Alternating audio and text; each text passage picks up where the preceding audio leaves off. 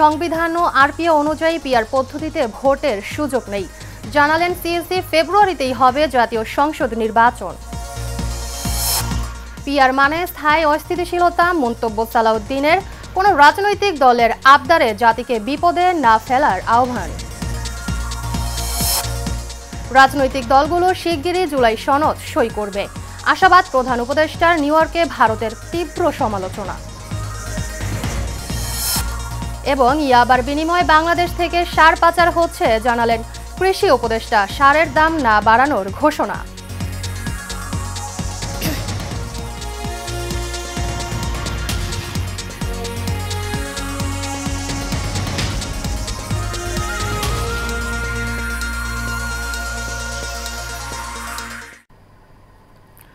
আসসালামু আলাইকুম, স্বাগত এশিয়ান নিউজ। আপনাদের সাথে আছে আমি মুক্তা ইসলাম। এতক্ষণ শুনছিলেন বিআরবি কেবল ইন্ডাস্ট্রিজ লিমিটেড সংবাদ শিরোনাম, এবার বিস্তারিত।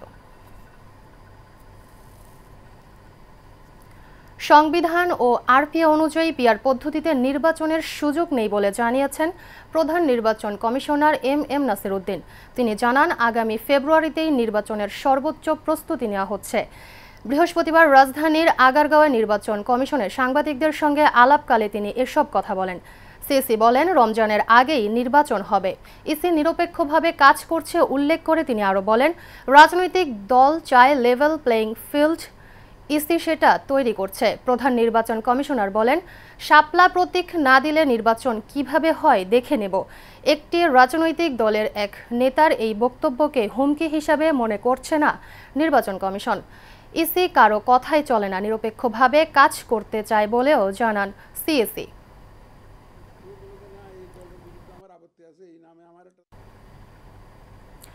কোনো রাজনৈতিক দলের অসাংবিধানিক বা অরাজনৈতিক অবৈধ কোনো আবদার মেনে জাতিকে বিপদে না ফেলার আহ্বান জানিয়েছেন বিএনপির স্থায়ী কমিটির সদস্য সালাউদ্দিন আহমেদ। সুপ্রিম কোর্টে এক আলোচনা সভায় একথা বলেন তিনি। জানান, পিআর পদ্ধতিতে নির্বাচন হলে শেখ হাসিনার মতো আরেকটি ফ্যাসিস্ট বা দুর্বল সরকার তৈরি হতে পারে এবং দেশ স্থায়ীভাবে অস্থিতিশীল হতে পারে। কাউসার আহমেদের রিপোর্টে বিস্তারিত। Bangladesh nationalist British law students অ্যালায়েন্সের ১৫তম প্রতিষ্ঠাবার্ষিকী উপলক্ষে আয়োজিত সভায় আলোচনার বিষয়বস্তু নির্ধারণ করা হয় বাংলাদেশে আনুপাতিক প্রতিনিধিত্ব, অন্তর্ভুক্তির সম্ভাবনা নাকি রাজনৈতিক অস্থিরতার পথে অগ্রযাত্রা। আলোচনায় অংশ নেন বিএনপির আন্তর্জাতিক বিষয়ক সম্পাদক এবং সংগঠনের প্রধান উপদেষ্টা ব্যারিস্টার নাসিরুদ্দিন আহমেদ অসীম এবং বিএনপির কেন্দ্রীয় কমিটির সদস্য ব্যারিস্টার রুহুল কুদ্দুস কাজল। আমাদেরকে এই পিআর নিয়ে আলোচনার মধ্যে ফেলে দিয়েছে, এটা আমার নিজের ব্যক্তিগত উপলব্ধি। আর অন্যদিকে ওনারা ওই পিআর মানে পাবলিক রিলেশনসের মধ্যে আছেন। আর ওনাদের এই পিআর যদি কখনো সফল হয় তাহলে কিন্তু পাবলিক রিলেশনসের আপনার আমার দরকার নাই। যারা আপনার সংসদ সদস্য হতে চান তারা কিন্তু জনগণের কাছে যাওয়ার প্রয়োজন হবে না। পিআর সম্পর্কিত বাংলাদেশের রাজনৈতিক দল কিংবা যারা নিজেদেরকে মনে করে স্টেক হোল্ডার কিংবা এই অন্তর্বর্তীকালীন সরকার যাদেরকে বিএনপির সঙ্গে অনেক সময় ইকুয়ালি স্টেক হোল্ডার মনে করেন, তাদের মধ্যেও কিন্তু পিআর সম্পর্কে কোনো ঐক্যমত্য নেই। পরে প্রধান অতিথির বক্তব্যে বিএনপির স্থায়ী কমিটির সদস্য সালাউদ্দিন আহমেদ বলেন, পিআর নিয়ে বিভ্রান্তিকর বক্তব্য দিয়ে জাতিকে বিভ্রান্ত করা হচ্ছে। কোনো রাজনৈতিক দলের অরাজনৈতিক, অবৈধ, অসাংবিধানিক, ইললিগ্যাল যে কোনো রকমের আবদার মেনে এই জাতিকে সংকটে ফেলে দেয়া যাবে না। আমাদেরকে এই সাংবিধানিক ধারাবাহিকতায় থাকতে হবে। জানান, স্বৈরতন্ত্রের অবসান ঘটলেও পিআরের মাধ্যমে আবার স্বৈরতন্ত্র ফিরে আসবে। স্বৈরতন্ত্রের অবসানের জন্য আমরা যে কোনো অভ্যুত্থান করলাম সেটা কি পিআরের মাধ্যমে আবার প্রতিষ্ঠিত হবে না? পিআরের মধ্য দিয়ে মার্কাকে যদি ভোট দেওয়া হলো, সেই দল কাকে এমপি নির্বাচিত করবে জনগণ জানবে না। সালাউদ্দিন আহমেদ বলেন, যারা বাংলাদেশে অস্থিরতা সৃষ্টি করতে চায় তারা এই পিআর নিয়ে আন্দোলন করে। সেক্রেটারি অথবা মজলিসে শুরা। কাউসার আহমেদ, এশিয়ান টেলিভিশন, ঢাকা। দেশের রাজনৈতিক দলগুলো শিগগিরই সাংবিধানিক ও রাজনৈতিক সংস্কারের মূল বিষয়সমূহ নিয়ে একটি জুলাই সনদ সই করবে বলে আশাবাদ ব্যক্ত করেছেন অন্তর্বর্তী সরকারের প্রধান উপদেষ্টা ডক্টর মোহাম্মদ ইউনূস। তিনি বলেছেন, বাংলাদেশে আরেকজন স্বৈরশাসকের উত্থান রোধ করাই সংস্কারগুলোর লক্ষ্য। বুধবার জাতিসংঘ সদর দপ্তরে জাতিসংঘ সাধারণ পরিষদের অধিবেশনের ফাঁকে পাকিস্তানের প্রধানমন্ত্রী শেহবাজ শরীফের সঙ্গে বৈঠককালে তিনি কথা বলেন। বৈঠকে দুই নেতা নানা গুরুত্বপূর্ণ বিষয় নিয়ে আলোচনা করেন। এদিকে ভারতীয় সংবাদ মাধ্যম এনডিটিভি এক প্রতিবেদনে জানিয়েছে, যুক্তরাষ্ট্রের দক্ষিণ ও মধ্য এশিয়া বিষয়ক বিশেষ দূত সার্জিও গোরের সঙ্গে বৈঠকে ভারতের তীব্র সমালোচনা করেছেন ডক্টর ইউনুস। তিনি বলেন, গত বছর গণবিপ্লবকে ভারত ভালোভাবে নেয়নি, এ কারণে ভারতের সাথে বাংলাদেশের সম্পর্ক খারাপ হয়েছে। কৃষি উপদেষ্টা লেফটেন্যান্ট জেনারেল অবসরপ্রাপ্ত মোহাম্মদ জাহাঙ্গীর আলম চৌধুরী জানিয়েছেন, আরাকান আর্মিরা ইয়াবার ব্যবসার সঙ্গে জড়িত। তাদের কাছ থেকে ইয়াবা নিয়ে বিনিময়ে বাংলাদেশ থেকে সার, ঔষধ, চাল পাচার হয়। উপদেষ্টা বলেন, বেশি সার দিলেই পাচার হয়ে যায়, তাই কোথাও অতিরিক্ত সার দেওয়া হবে না। বৃহস্পতিবার সচিবালয়ে কৃষি মন্ত্রণালয়ের সভাকক্ষে এক বছরের সাফল্য অর্জন ও সার্বিক অগ্রগতি বিষয়ক সংবাদ সম্মেলনে তিনি এসব কথা জানান। উপদেষ্টা বলেন, আমি যতদিন দায়িত্বে থাকব ততদিন সারের দাম বৃদ্ধি পাবে না।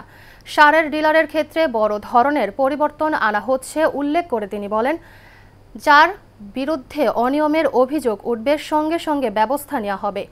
কৃষি জমি সংরক্ষণে কঠোর বিধান রেখে ভূমি ব্যবহার ও কৃষি ভূমি সুরক্ষা অধ্যাদেশ প্রণয়নের কাজ চলছে বলেও জানান কৃষি উপদেষ্টা।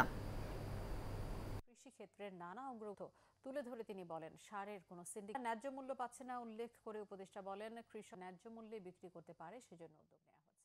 জানান কৃষি মন্ত্রণালয়। যশোরের শার্শা উপজেলায় 29টি পূজা মণ্ডপে অনুষ্ঠিত হতে যাচ্ছে শারদীয় দুর্গাপূজা। উৎসবকে ঘিরে উপজেলা প্রশাসন ও পূজা উদযাপন পরিষদের পক্ষ থেকে নেওয়া হয়েছে সব ধরনের ব্যবস্থা। সনাতন ধর্মাবলম্বীদের সবচেয়ে বড় ধর্মীয় উৎসব শারদীয় দুর্গাপূজা ঘিরে প্রতিমা তৈরির ধুম পড়েছে। এরই মধ্যে প্রতিমার গায়ে পড়েছে রঙের আঁচড়। সারা দেশের মতো যশোরের শার্শা বেনাপোলে পুরো দমে চলছে পূজার প্রস্তুতি। দেবী দুর্গার সঙ্গে কার্তিক, গণেশ, লক্ষ্মী, সরস্বতী প্রতিমা তৈরির ব্যস্ত সময় পার করছেন মৃৎশিল্পীরা। আয়োজকরা বলছেন, বিগত বছরগুলোর চেয়ে এবছর বেশি মজুরি নিচ্ছেন কারিগররা, যে কারণে পূজার খরচ বেড়েছে বহুগুণ। এদিকে পূজা উপলক্ষে উপজেলা প্রশাসনের পক্ষ থেকে নেওয়া হয়েছে বাড়তি নিরাপত্তা ব্যবস্থা। 24 ঘন্টা আমরা যারা ভাস্কর্য শিল্পী আছি বা অনুরাগী আছি, তারা আমরা যেন তাড়াতাড়ি এই কাজটা শেষ করতে পারি। জানাই শারদীয় শুভেচ্ছা। আসন্ন শারদীয় দুর্গোৎসব আগামী 28 সেপ্টেম্বর থেকে শুরু হতে যাচ্ছে। ইতিমধ্যেই প্রত্যেকটা পূজা মণ্ডপে আনসার ভিডিপি সদস্যরা পৌঁছে গিয়েছে। আমাদের সারা বাংলাদেশে প্রতিটা পূজা মণ্ডপে 500 কেজি করে চালের যে অনুদান, আমরা ইতিমধ্যেই সেই অনুদান পেয়ে গেছি। প্রায় সবগুলো পূজা মণ্ডপে আইপি ক্যামেরা, সিসি ক্যামেরা লাগানো হয়েছে। এটা পূজা যারা আয়োজন করে তাদের পক্ষ থেকে মোটামুটি আমাদের আইন শৃঙ্খলা বিষয়ে আমরা পুরোপুরি প্রস্তুত রয়েছি। এছাড়া জেলা থেকে ম্যাজিস্ট্রেট নিয়োগ করা হয়েছে। আমি আছি, আমাদের এক্সিকিউটিভ ম্যাজিস্ট্রেট প্রেসিডেন্ট সাহেব আছেন, জেলা থেকে ম্যাজিস্ট্রেট সাহেব আসবেন। আমরা প্রতিনিয়ত বিভিন্ন পূজা মণ্ডপে পরিদর্শনে যাব ও নিরাপত্তা বিষয়টা নিশ্চিত করব। বিএনপির 31 দফা বাস্তবায়নের লক্ষ্যে নারায়ণগঞ্জের সোনারগাঁওয়ে মোগরাপাড়া চৌরাস্তায় লিফলেট বিতরণ ও পথসভা হয়েছে। এ সময় প্রধান অতিথি হিসেবে উপস্থিত থেকে লিফলেট বিতরণ করেন নারায়ণগঞ্জ 3 আসনের বিএনপির মনোনয়ন প্রত্যাশী সোনারগাঁও উপজেলা বিএনপির সহসভাপতি আল মুজাহিদ মল্লিক। এ সময় উপস্থিত ছিলেন উপজেলা যুবদলের যুগ্ম আহ্বায়ক পারভেজ চৌধুরী চপল, ইউনিয়ন বিএনপির সহসভাপতি মামুন মিয়া, ওয়ার্ড বিএনপির সভাপতি আমানুল্লাহ মিয়া সহ অনেকে।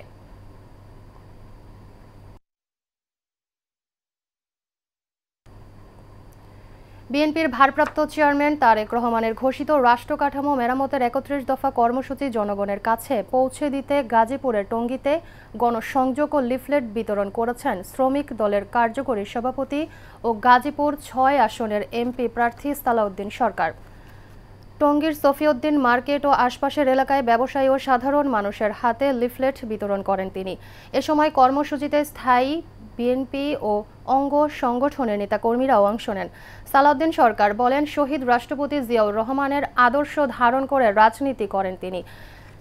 আগামীর দেশনায়ক তারেক রহমানের উপস্থিতিতে 31 দফা কর্মসূচি বাস্তবায়নের জন্য কাজ করার কথা জানান তিনি।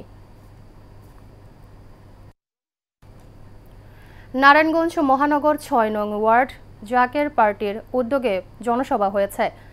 সোনামিয়া বাজার এলাকায় ওয়ার্ড কমিটির আয়োজনে এই সমাবেশ হয়। সভায় সভাপতিত্ব করেন ৬ নম্বর ওয়ার্ড জাকের পার্টির সভাপতি ইউসুফ মহাজন। প্রধান অতিথি ছিলেন জাকের পার্টির কেন্দ্রীয় তালাবা ফ্রন্টের সাধারণ সম্পাদক মুফতি কাউসার আহমেদ চাঁদপুরি। বিশেষ অতিথি ছিলেন মহানগর জাকের পার্টির সাংগঠনিক সম্পাদক শহীদ হাসান।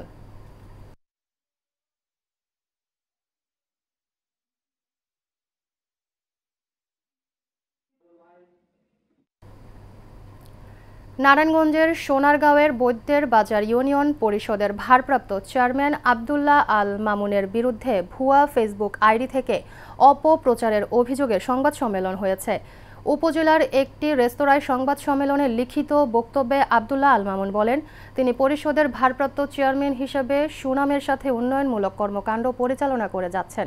সম্প্রতি তার কাজে ঈর্ষান্বিত হয়ে ভুয়া ফেসবুক আইডি ব্যবহার করে মিথ্যা ও ভিত্তিহীন অপপ্রচার চালানো হচ্ছে।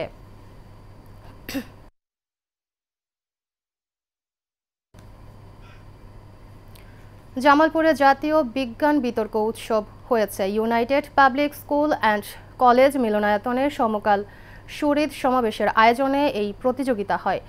প্রতিযোগিতার উদ্বোধন করেন United public school and college অধ্যক্ষ কর্নেল অবসরপ্রাপ্ত মোহাম্মদ রশিদুল ইসলাম খান। জেলার ৮টি স্কুল এতে অংশ নেয়। প্রতিযোগিতায় United public school and College champion ও Quark Public School runner up হয়।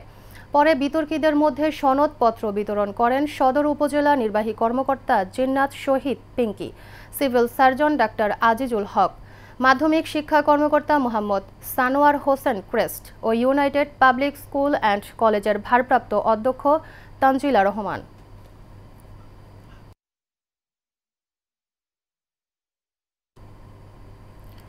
মেডিকেল অ্যাসিস্ট্যান্ট ট্রেনিং কোর্স শিক্ষার জনপ্রিয়তা ও ভর্তির হার বৃদ্ধির লক্ষ্যে নোয়াখালীতে আউটরিচ ক্যাম্পেইন হয়েছে।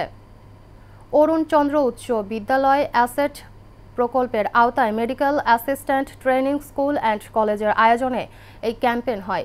অনুষ্ঠানে অতিথি ছিলেন অধ্যক্ষ ডাক্তার শায়লা সুলতানা ঝুমা, প্রধান শিক্ষক ভূপাল চন্দ্র দেবনাথ, বিদ্যালয়ের সভাপতি জাহাঙ্গীর হোসেন কালা, লেকচারাল আসাদুল হক খান, ডাক্তার ফজিয়া ফরিদ সহ অনেকে।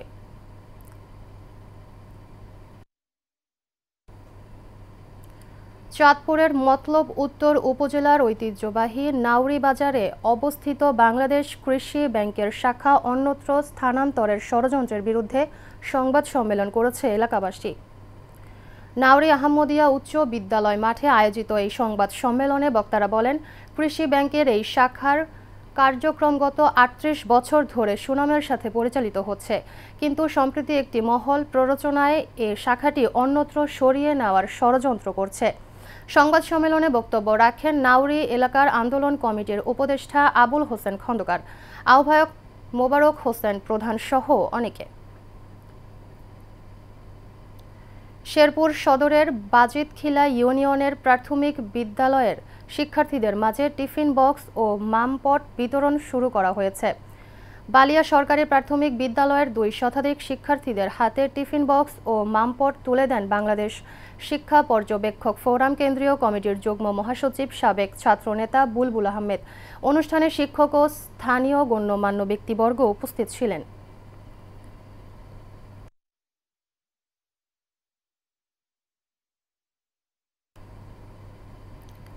নওগাঁর মান্দা উপজেলার কসব ইউনিয়নে পারিবারিক জমি সংক্রান্ত এক সালিশকে কেন্দ্র করে বিএনপি নেতাদের বিরুদ্ধে বাদী পক্ষকে হুমকি দেওয়া এবং বিবাদী পক্ষের অন্যায়ভাবে অবস্থান নেওয়ার অভিযোগ উঠেছে।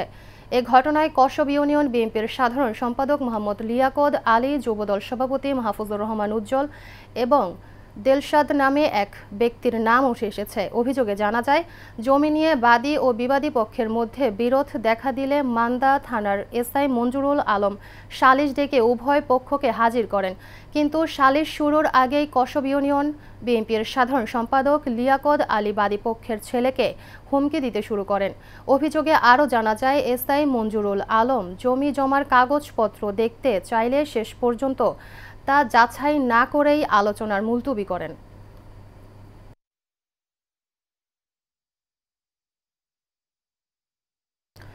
সনাতন ধর্মাবলম্বীদের সাথে শারদীয় শুভেচ্ছা বিনিময় ও উপহার বিতরণ করেছেন বিএনপির জাতীয় নির্বাহী কমিটির যুব বিষয়ক সহ সম্পাদক মীর নেওয়াজ আলী নেওয়াজ। রাজধানীর শাঁখারী বাজারে বিভিন্ন পূজা মণ্ডপ পরিদর্শন করে খোঁজ খবর নেন তিনি। এ সময় উপস্থিত ছিলেন সনাতন ধর্মাবলম্বী সমাজের মুরব্বী দুলাল সাধু।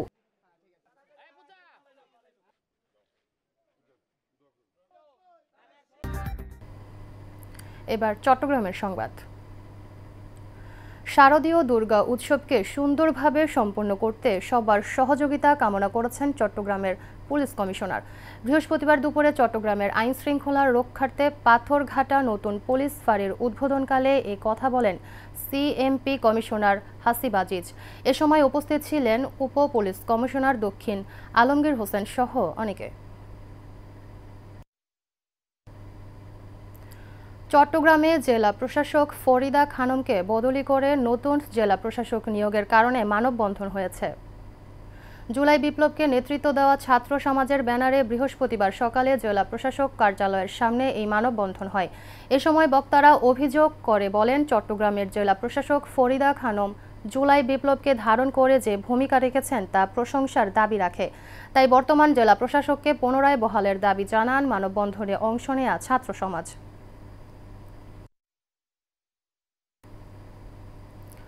চট্টগ্রামের প্রান্তিক জনগোষ্ঠীর চিকিৎসায় ব্র্যাংক মাইক্রোফাইন্যান্স সিএসপি অঞ্চলের উদ্যোগে চট্টগ্রামে বিনামূল্যে চক্ষু ও স্বাস্থ্যসেবা ক্যাম্প হয়েছে।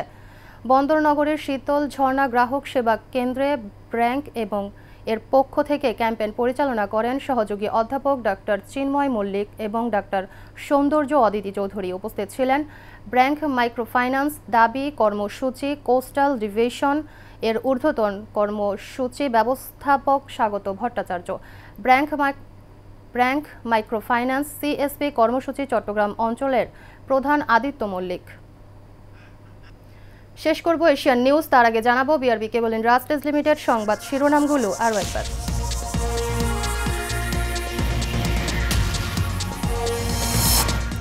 সংবিধান ও আরপিও অনুযায়ী পিআর পদ্ধতিতে ভোটের সুযোগ নেই জানালেন সিএসি।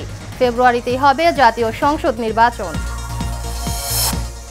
পিআর মানে স্থায়ী অস্থিতিশীলতা, মন্তব্য সালাউদ্দিনের। কোনো রাজনৈতিক দলের আবদারে জাতিকে বিপদে না ফেলার আহ্বান। রাজনৈতিক দলগুলো শিগগিরই জুলাই সনদ সই করবে, আশাবাদ প্রধান উপদেষ্টার। নিউ ইয়র্কে ভারতের তীব্র সমালোচনা। এবং ইয়াবার বিনিময়ে বাংলাদেশ থেকে সার পাচার হচ্ছে জানালেন কৃষি উপদেষ্টা। সারের দাম না বাড়ানোর ঘোষণা।